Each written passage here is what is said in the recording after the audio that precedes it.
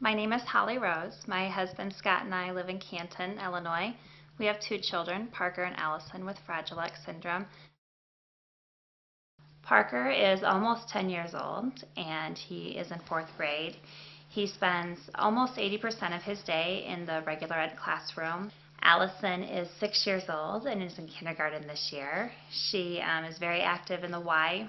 It has been 6 years now since his diagnosis of Fragile X, and it just really changed everything about our family. You have hopes and dreams for your children, and we still have hopes and dreams for our children, but they're very different hopes and dreams now.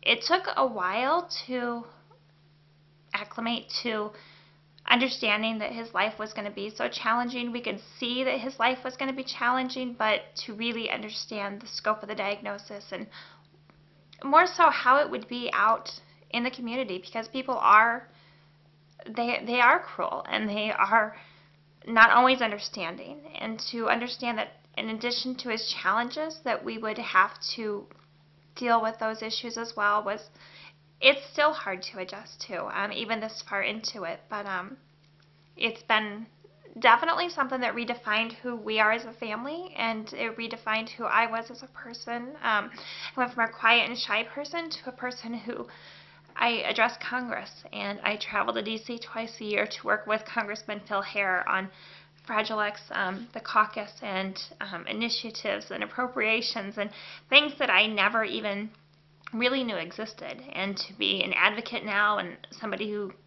goes out and speaks and helps empower other people, it really redefined who I was and who our family was and how we looked at the future, because you really do look at the future differently when you have a child with a disability. I think the ways they're like other children is just how actually very typical they are. They love to ride their bikes. They love to have friends come sleep over. They love to be involved in sports. They both love school. They both love to be with their friends. I think if you look at the activities they do, playing basketball or t-ball or baseball or golfing or fishing or just, like I said, just riding your bikes out and about, that's really what makes them, and that's really things that they enjoy. And when you look at them with the other children in the neighborhood or the other kids at school, they blend right in. You would really have to watch to pick them out, because their friends have adapted to them and understand what little quirks they may have and accept them, and they're just like everybody else. With Allison at this point, if she continues to do as well as she does, I fully anticipate that Allison can do well in college and to have a full-time job and to marry.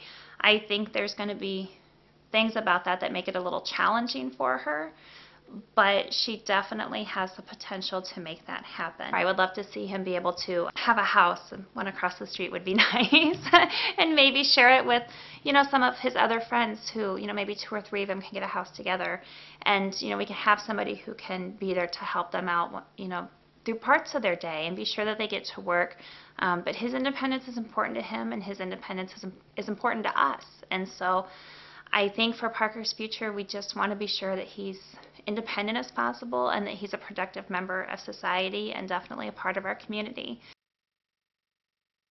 I think it's so important to get involved. It's so important to educate yourself. And the more that you're out there and the more you use your voice, the more empowered you will feel, and you'll see what a difference that'll make in the future for your child.